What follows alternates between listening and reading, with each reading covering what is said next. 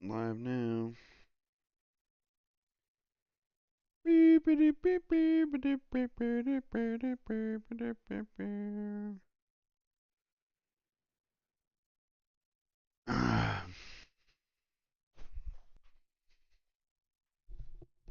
Ow! My hair got stuck in the headphone, man. Oh boy. Oh boy. I am sleepy. Oh yeah.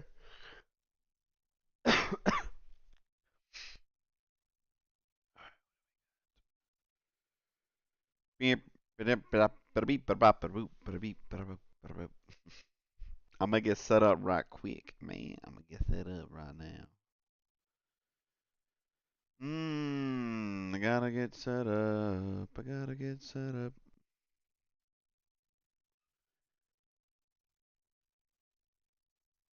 Oh shit.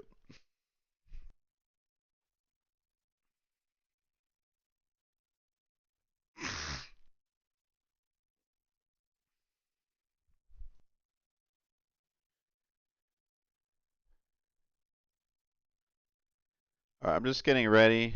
Just getting ready, ladies and gentlemen. Hang on 1 second, please. Ah, ah, do do do do do. Alright, I think I got my where shit I need to be. I posted it to yeah, sleepy man. Got off work a little early today. But shit. It's always that 3 p.m. sleepiness that gets me. Oh god. Alright, so alright man, I'm just gonna start the stream. I don't really have a what do you call it? A starting soon screen like all these cool streamers do. I'm too good for that, man. Just playing. I'll get one soon enough. I just like to point the camera and go, guys. I don't guess I'm not so much as at a pro at this, but all right. Let me make sure I got my stuff in order here. Got my tags. So I read this book, and as you can see, I've got a bunch of these things. They're little they're little post-it notes of dogs playing outside. So, all right. Hello, everyone. Welcome to the stream. I'm going to be reading past the Dissent, but this is just going to be a select paragraphs, okay? I don't have the fortitude or my throat can't handle reading the whole book on stream, okay? But this idea came from James Fauntleroy, JB Font. I think he might have hit 5,000 subs on his YouTube channel. But JB Font, guys, is part of the Revolutionary Blackout network, and I got inspired by him to do book readings on stream and posting it to my YouTube channel and other places. So, man, he's good. He reads like the entire book by chapter or parts by parts, the entire thing. But yeah, I just want to do kind of testing this stream out, and I just want to read, as you can tell, I want to read a dozen or so paragraphs, guys, and just kind of go in order from front to back. But Past the Descent, guys, edited by Andrew Basevich and Daniel Surgeon. I've seen Daniel Surgeon on the interwebs. I think he was on the Jimmy Dore show a couple times. So definitely has a lot to say about imperialism in America's wars in the West. But let's start off with the introduction by Andrew Basevich. And in this paragraph, he says, let's see, Passive Dissent offers insights into how and why recent U.S. military efforts have gone so badly astray.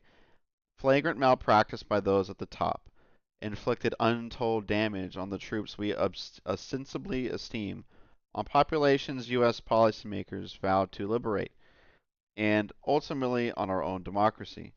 The adverse effects of war are by no means confined to the immediate arena in which fighting occurs. And by their very nature, wars are complex. Authoritative truth regarding any war is necessarily hard to establish. Arriving at even an approximation of the truth requires tapping into varied and perhaps even contradictory perspectives. So, that was one paragraph I wanted to read. Just gonna kind of skip on through to my next little thing here.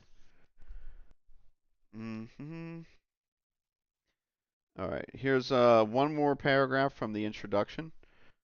Most Americans take it for granted that those serving in the armed forces of the U.S. are compliant, if not altogether politically inert. As a broad judgment, this is mostly correct, both individually and collectively. Excuse me. U.S. troops routinely demonstrate the discipline that is an essential predicate to even minimal military effectiveness. They obey orders and are reliably subservient to this chain of command. But mostly is not entirely, and the exceptions can be illuminating. That said, it is important to distinguish military dissent from other forms of protest.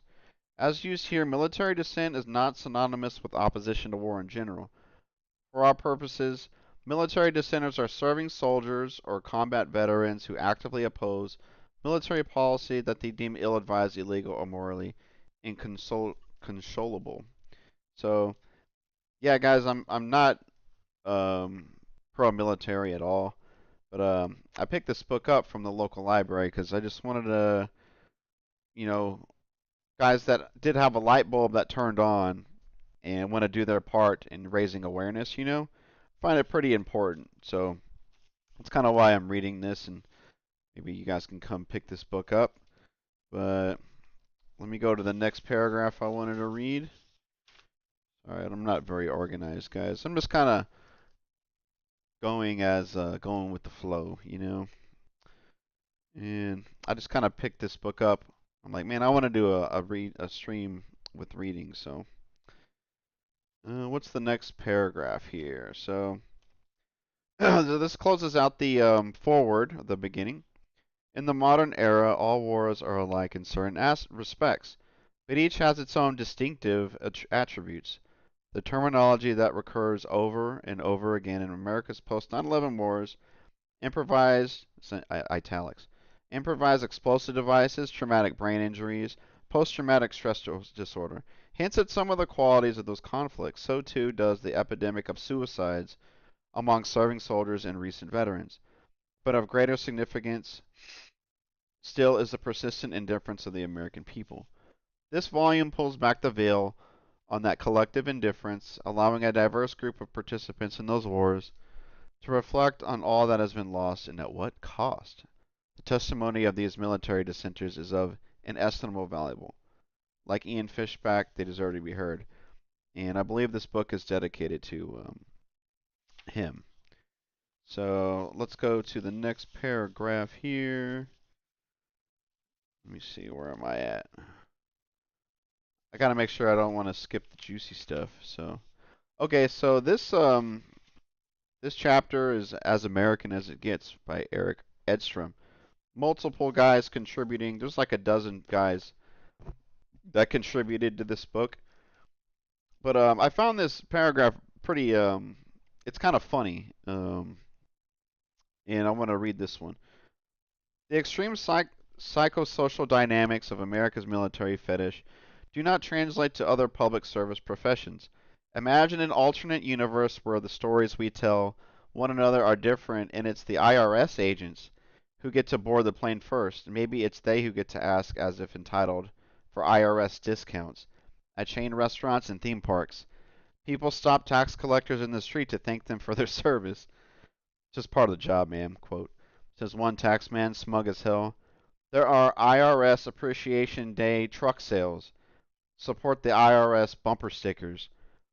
Taxes the price we pay for civilization, proclaims a t-shirt sporting an American flag with one money green horizontal stripe, a version of the Blue Lives Matter iconography. Just before kickoff at the IRS Bowl, Tax collectors step up to the 50-yard line. Pyrotechnics exploding in the background as 60,000 proud Americans rise to their feet and sing the national anthem. And when honest, salt-of-the-earth tax collectors pass away, after a lifetime of faithful service to our country, they receive a 21-gun salute and are buried with a copy of this year's federal budget, perfectly balanced. If serving as an IRS agent were the status job, if it received the same social perks as being in the U.S. military, maybe America would be better at collecting taxes. Maybe we would have more funds for development, infrastructure, education, healthcare, climate change, mitigation. But we don't. Instead, the military is prioritized, and as a result, we have more shiny military toys and more unnecessary counterproductive wars. So I just wanted to read that excerpt because, dude, what is it? Since kindergarten, we do the Pledge of Allegiance, and we do it all through high school. It's just so strange, like that. He calls it the psychosocial dynamics of America's military. Like thinking of what if we did that to IRS, man? The way we treat the military. I thought that was a great paragraph. So, let's see here. Um, okay, so here is the same chapter. This might get a little graphic. It's not really. It's what his friend did to himself. So, at my first duty station in Fort Carlson, Colorado, while serving as the staff duty officer, I got a call in the middle of the night. A soldier had slit his wrist with a razor blade. His mutilated arms looked like a grid of bloody squares, lines going both vertically and horizontally, 6 inches up his wrist. He had not cut himself deep enough to end his life. When the military medics arrived, they expressed what I can only describe as mild irritation for getting the call. Come on, why would you play tic-tac-toe on your wrist with a razor? They acted as if they had dealt with this before. After the wrist-slitting event, the Army briefly put the troubled soldier in an inpatient mental health ward and gave him medications that, his father said, made him seem dangerously stoned. Quote, eventually, he was sent back to the unit. Missing from formation one morning, he was found dead in his barracks room. He had overdosed on the prescription drugs the Army gave him, plus a couple of his own. Um, Not long thereafter, I received a call informing me that Sam, my close friend, from the crew team had been seriously injured by an IED in Afghanistan. Arriving at the intensive care burn unit in San Antonio, I saw him lying in bed. His lithe, 6 foot 4 inch frame was mummified in gauze. Only the portion of his body needed for intravenous tubes were exposed. He was nearly unrecognizable. Parts of his face were raw and marbled, as if a psychopath had flayed him with a cheese slicer and then worked him over with the blowtorch. His ears and nose were charred black, a stiff breeze would have made them crumble to dust. His lips were split, oozing a putrid brownish wax. He was covered in greasy ointment. Although his hands were bandaged like oven mitts, I noticed a missing finger. His resting heart rate was in the 130s, a constant jog to survive. Sam was a living revenant. Just one more paragraph. Foolishly, I had packed up my Xbox 360 in Call of Duty, hoping it would provide Sam with some entertainment and distraction during what I had soon would be a dull recovery process. In my mind, he'd be on a sofa somewhere, sipping milkshakes and being chastised for pushing the limits of his rehab, complaining that his run times were slipping. I felt like an idiot when it dawned on me that I had brought a video game console for a man whose fingers had been literally burned off and who lacked the strength to speak. So, sorry if that was a little too graphic, but I think the stories need to be told, guys. So, I just found, just forget how wounded and effed up these people are, man. And that was really shocking how um, the guy cut himself, slit his wrist, but then just decided Army's gonna like give him just painkillers, man, and looks like a really heavy dosage, man. Just made him catatonic. So, okay, here is the same chapter. Let me see. Let me see.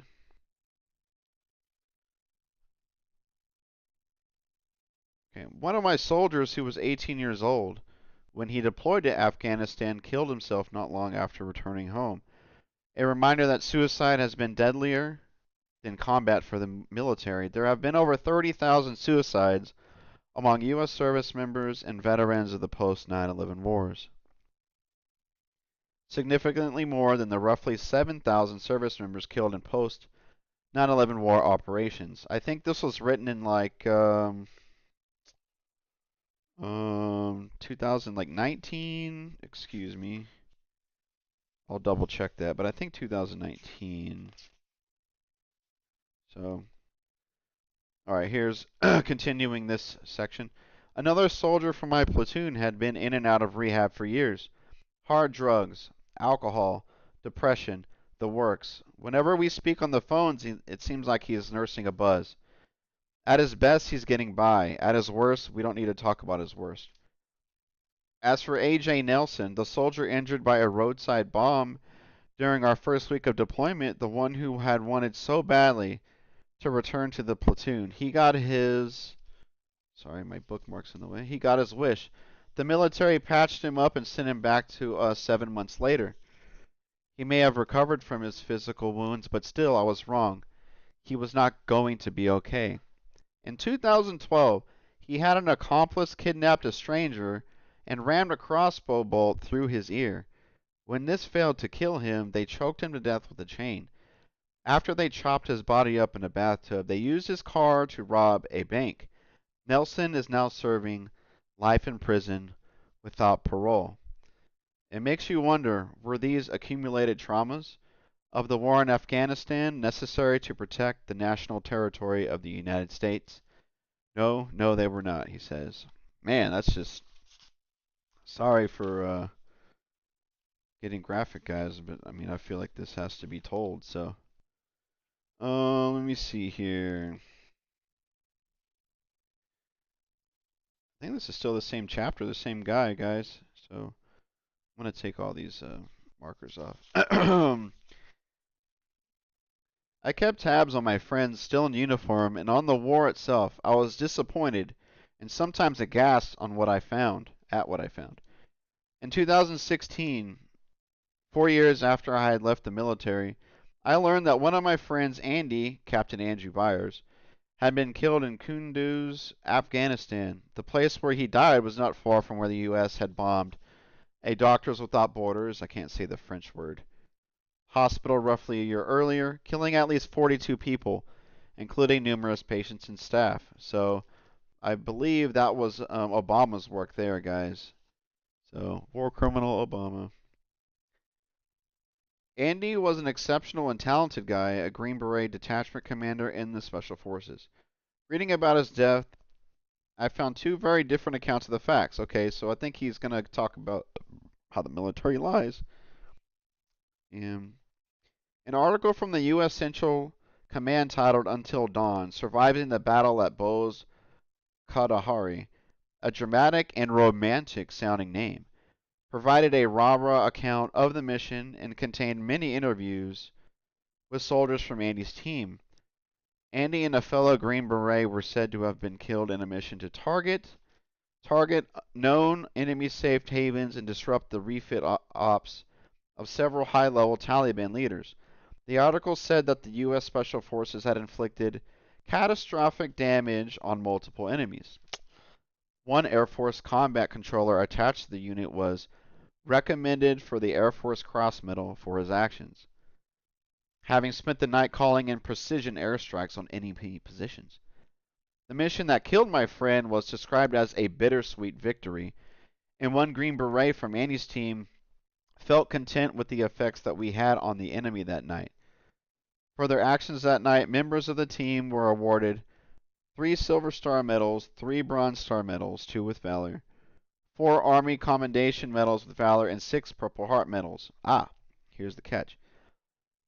He continues, articles in the New York Times and Al Jazeera told a very different story. The Al Jazeera article was titled, U.S. Forces Admit killing 33 civilians in Taliban clash. One Afghan resident whose family was killed by the airstrike said that the attack only killed innocent people, whose houses were targeted based on speculation. Afterward, residents carried more than a dozen bodies, including children, towards a local governor's office in a show of anger.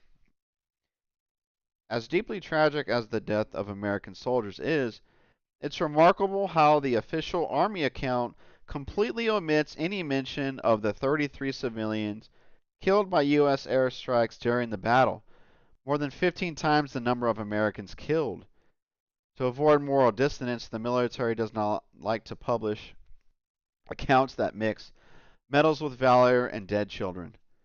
But the collateral damage made the circumstances of Andy's death all the more tragic. Dude, that's just that's how they lie to us, man. That's how they lie to us. So, all right, next paragraph. So that was it for that chapter. Let's see. What do I want to read here?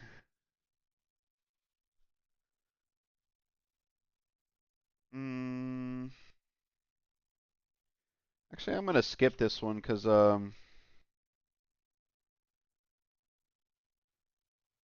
okay, so do do do do. Mm, here we go. Okay, so this is excuse me while I get this. Joy Damiani. I think she wanted to go as a journalist. And here we go. My job was to create a newspaper filled with the news of our victories. But on the last page of every issue, I typed a list of deaths. The official term, casualties, never felt sufficient to do justice to the growing number of names that had so recently belonged to so many living faces. The font size shrank in every issue, the list stretching into 2 and then 3 columns as the months heaved on. As directed, our public affairs. Hold on, let me get some water. Man, my throat's already tired. Drinking some lime cucumber water, guys.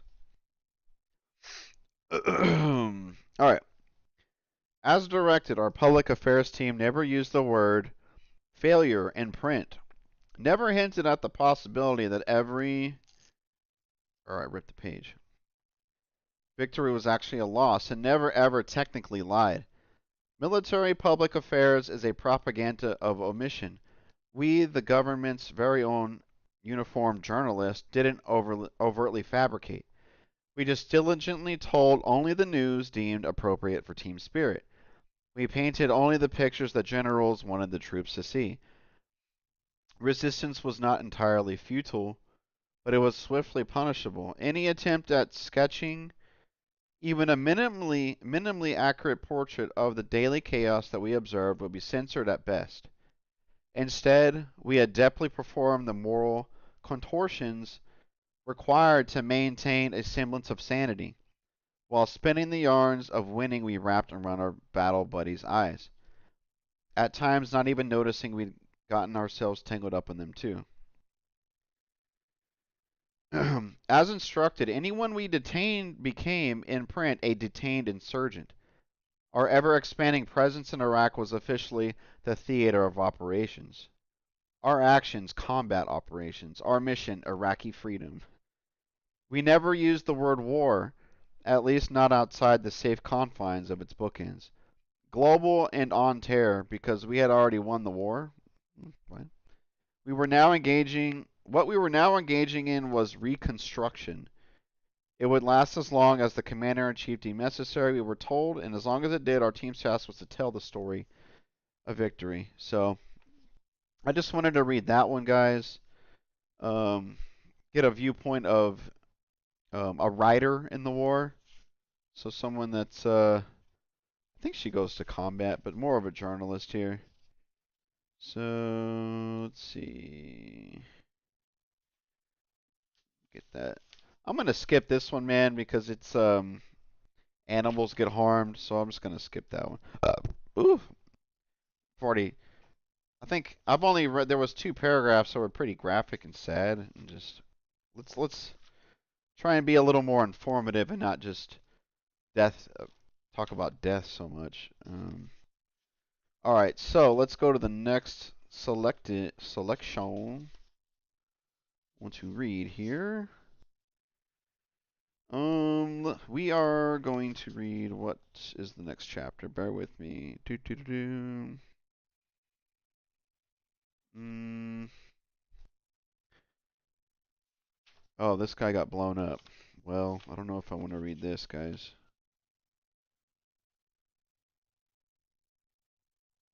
Yeah, this guy steps on an IED, man, and I don't know. I don't want to read that either. Let me try and get something a little different here. Sorry. Not as prepared as I thought I'd be. Bear with me, guys. Um,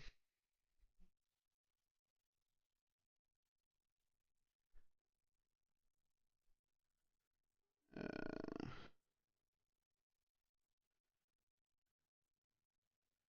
so,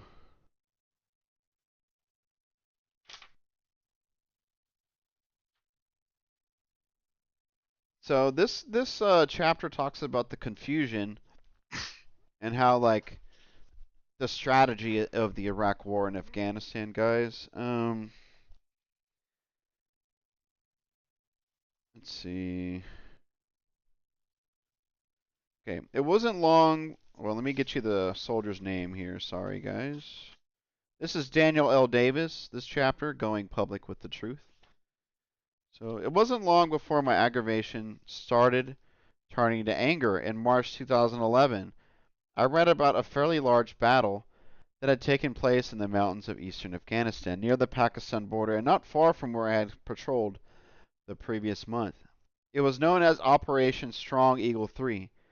Public reports indicated it was one of the more intense battles in recent Afghan history, with the U.S. side suffering an uncharacteristically high casualty count, 6 dead and 15 or more wounded. The division commander, Major General John F. Campbell, told reporters that there had been large Taliban weapon caches near the site of the battle. Campbell said he knew this area had a number of insurgents in there, and that's why we were targeting this area, he says. The 101st Airborne troops were saddened by the loss of their fellow troopers, Campbell said, but they fought valiantly. They want to make sure their battle buddy didn't die in vain. And now, anyone who has seen American combat troops in action would not doubt the general's depiction of the troopers as fighting valiantly. The more research I did, however, the more I realized that contrary to Campbell's words, those lives had indeed been thrown away in vain. Okay? He's going to continue on. A mere 9 months before Operation Strong Eagle 3, I discovered another unit from the 101st Airborne had fought against the Taliban in almost the exactly the same location, with 2 American soldiers killed during the battle. In that earlier engagement, the Afghan army and police ran away almost as soon as the shooting started, leaving the fight to the United States alone. We defeated the Taliban fighters, built the Afghan security forces an armored command post, and set them up to successfully hold the terrain after our departure. And yet, within weeks after we left, the Afghan forces abandoned the defensive positions we had purchased with the lives of 2 Americans because of rumors that the Taliban might return. By the time of Operation Strong Eagle 3, in other words, we knew that Afghan troops wouldn't hold the area after we attacked, so why in God's name did we go back in, throwing the lives of 6 more American soldiers into the dirtless and then into the dirt less than 3 weeks before the battalion was set to begin flying home? And as for the claims that the new mission was a serious setback for the Taliban, that our troops had found several large caches, those were hogwash. We had actually found surprisingly little. So he kind of goes on after that, but you kind of get the gist. That's why I wanted to choose that one. But just yeah, guys, just the confusion around these, what they're really doing out there, and they're just wasting U.S. men's life away, soldiers' lives away, guys. So let's see. I have a bookmark here. Um. All right. Let's see. So let's see. This chapter is by Urika Jayamaha, When Grunts Complain.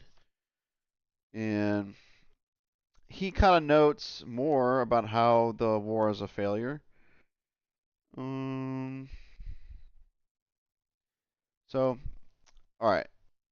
After armor-piercing explosive was detonated between two Iraqi-controlled checkpoints, for example, killing one American soldier and critically wounding two others, local Iraqis readily told us that the Iraqi police and army officers had escorted the triggerman and helped plant the bomb. But these civilians couldn't alert us beforehand because the Iraqi army, the police, or the local Shiite militia would have killed their families. And such incidents were virtually routine. Our enemies were determined, our allies questionable at best, he says. And then he goes on to continue. Meanwhile, we noted, um, let me see. Meanwhile, we noted the most important front in the counterinsurgency, improving basic social and economic conditions, is the one on which we have failed most miserably. There were 2 million Iraqis in refugee camps in neighboring countries and almost 2 million more internally displaced, while cities lacked regular electricity, phone service, and sanitation. As for security, the fact that American observers can now safely walk down the streets of formerly violent towns was not the relevant measure. What the locals saw was a lawless environment, where men with guns ruled the streets, and simply engaging in the banalities of life was a death-defying act. When the primary preoccupation of average Iraqis was when and how they were likely to be killed, handing out care packages didn't do all that good. Didn't do much good.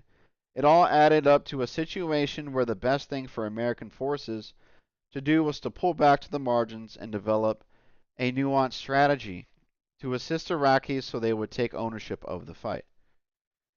We simply pointed out that the war as we saw it, so that others could think of the broader implications.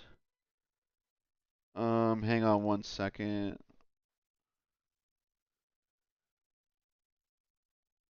Sorry, I got a phone call from work, but I'm gonna ignore it for now. Um, all right, so yeah, man, he was just explaining how the war is how we're failing, guys. How we're failing not just the army, but we're failing the people there. We make it 10 times worse than um like we're not doing much good, guys. So I got a little anxious there. I hate when I see work calling me, and I'm off. I'm just like, "Oh God, did I mess up? Did I screw up?" It's like, "What the heck?" All right, so where was I? Let's skip a few pages down. So okay, this chapter. What's up? Where am I? This this is Kevin Tillman, the brother of Pat Tillman. You guys remember Pat Tillman? I think he was a strong safety for the Arizona Cardinals football, and this is his brother.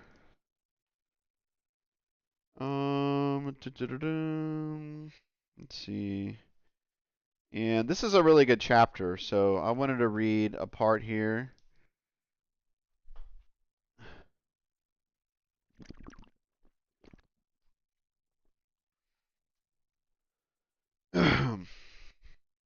All right.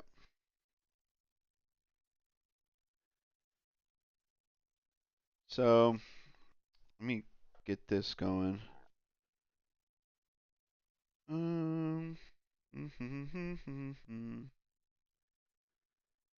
All right.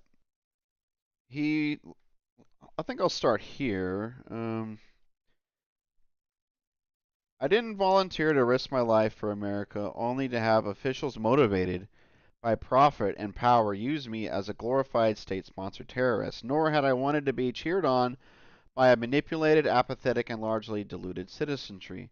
I felt then and now that Americans who volunteer to don the uniform should know for certain that their service is being used to defend this country and further the good of humanity. Anything less is a betrayal of the service member.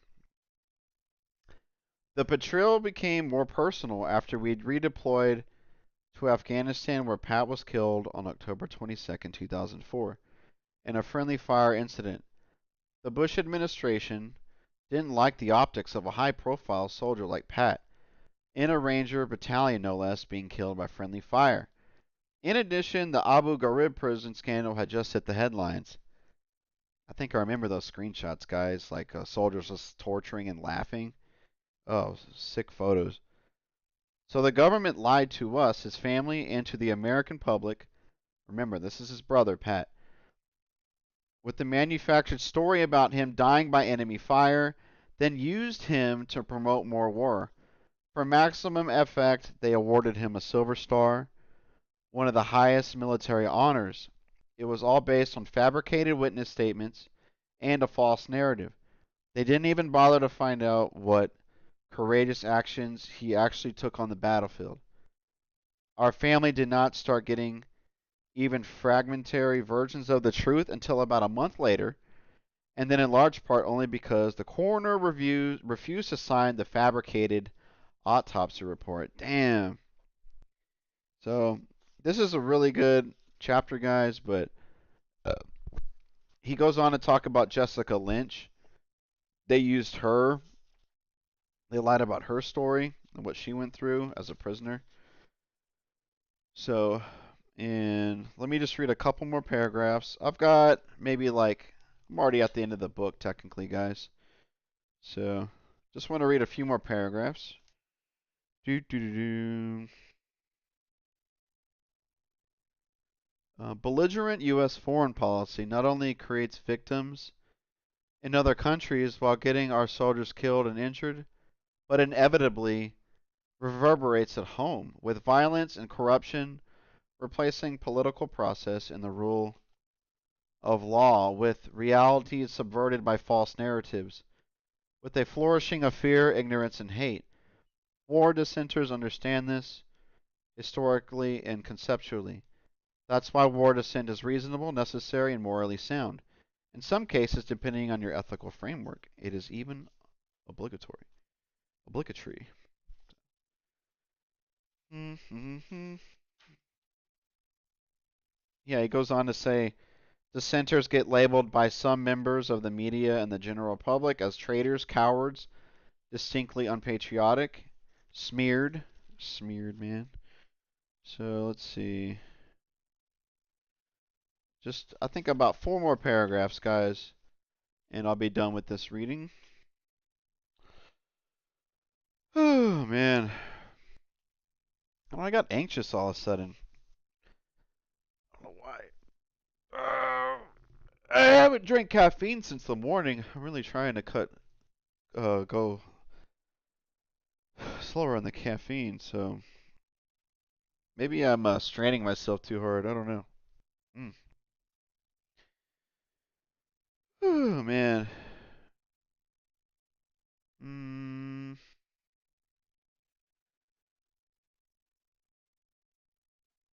So, I don't really know why I bookmarked this one. Sorry, guys.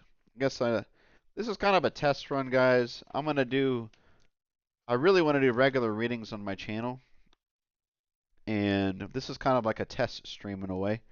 So forgive me for not being perfectly organized here. Kind of new at this. Um,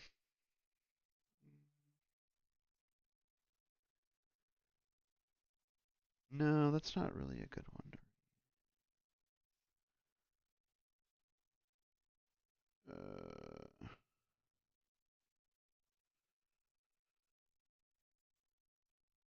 hmm.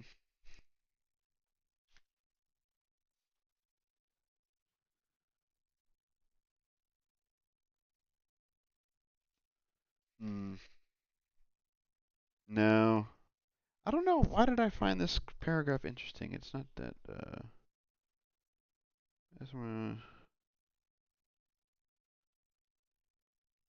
No.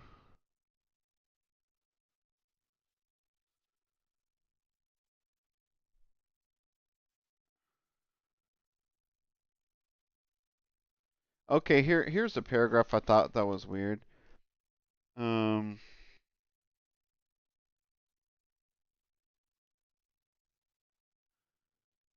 Somewhere along the way, I encountered the phrases fraud, waste, abuse, and that seemed to fit the grotesque outlay of resources on the large bases where I spent time. As much as I appreciated our air-conditioned chow hall and the steak and the crab legs and the Mongolian stir fry, I couldn't help thinking that it was all a bit much. Sometimes it felt less like a war than a giant boondoggle to benefit the big contracting companies like Kellogg Brown and Root. I thought it was peculiar that we had Sri Lankans working in our chow hall, Filipinas doing our laundry, and Turks handing out basketballs in the recreation center. It all seemed colonial and corporate, and I definitely found it repulsive that the American KBR employees were making 5 or 10 times my salary.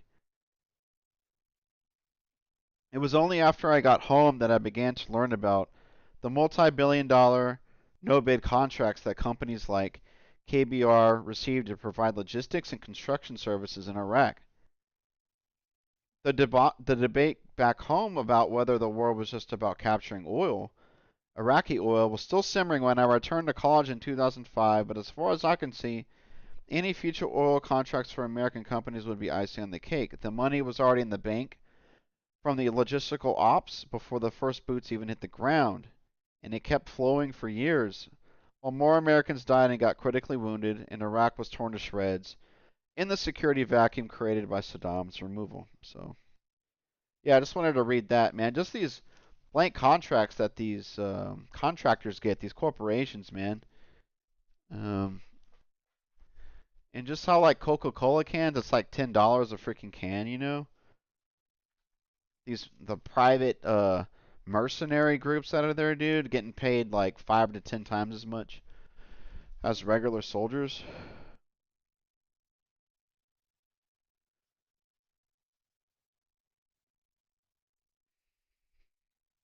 So last paragraph. This one's not. It's a little graphic, but last paragraph. I might stop the stream. I don't feel so good. Maybe I'm not used to reading so much out loud in my throat. Um, I might have told them that I never fired my weapon. That some days I wished I had, and other days I was almost more thankful for having never killed than for having survived. I might have told them about my best friend who shot and killed a civilian at a checkpoint in a moment of confusion, and how that one story seemed to sum up the entire war for me. And I might have told them about the mass grave site where I worked for a month providing security while forensic pathologists exhumed the remains of Kurds murdered by Saddam's henchmen. I might have told them about how the bodies buried in the dry soil of Iraq for 15 years had become almost mummified, and how the remaining moisture in their skin filled the air with the unmistakable odor of decaying flesh. Some of the men were in their suits as if they dressed up for the occasion or of being thrown into the back of a truck and carted out to the barrens to be shot. The women were swathed in abayas and floral print dresses. One of them had a baby in her arms. They all had small holes in the back of their skulls. Jesus. Sorry, that was too much, guys, but so just wanted to read that one. Well, there you go, guys. I got this Pass of Dissent from my local library. I'm gonna take out. So you see my little post-it notes, guys, are little dogs. Little dogs. So let me take them out for the next reader who comes to check out this book. But yeah, man, Andrew Basovich. Sorry if I butchered that one. Danny Surgeon. But so it was a good read, man. My first book of 2025. I probably read like Two books last year, guys. Maybe three. I guess audibles count, audiobooks. But man, my Prime membership is up in June, I think, and I'm gonna cancel it. My girlfriend canceled hers. We're like, just I think your Audible, you get points and stuff, and it's like cheaper if you have Prime. I don't.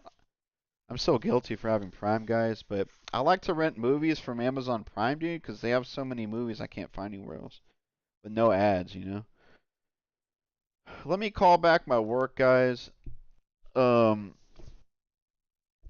I guess I'll stop the stream. I wanted to kind of video game it up for a minute, but I feel a little ill. I feel a little anxious. I don't know where that came from. So, but hey, I can always hop back on if I feel better in like 10, 15 minutes. But let me take a break, guys. Um, I am going to take a break. Do do do do do do do.